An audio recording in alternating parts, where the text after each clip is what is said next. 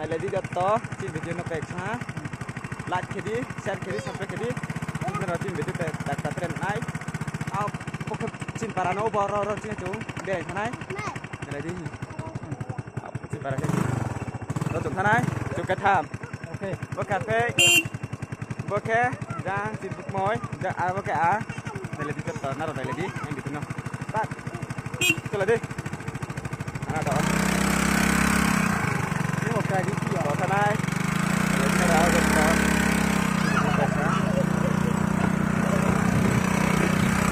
này đúng không này lấy cái đó được rồi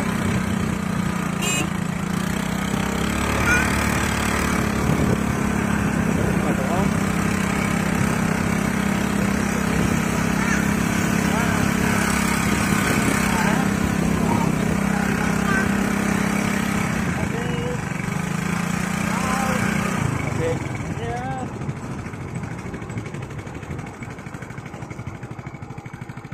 lại đi đợt đó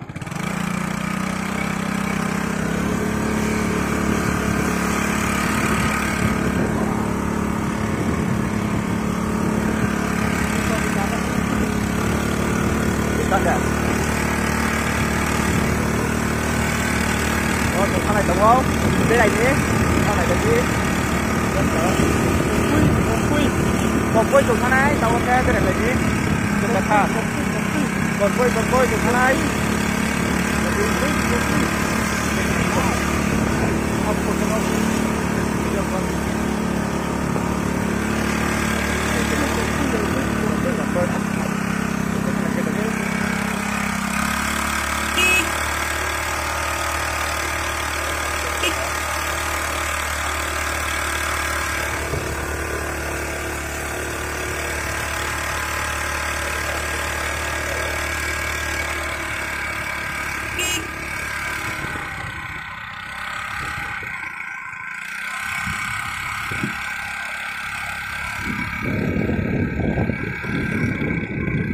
Đâu phải để rất to, guys.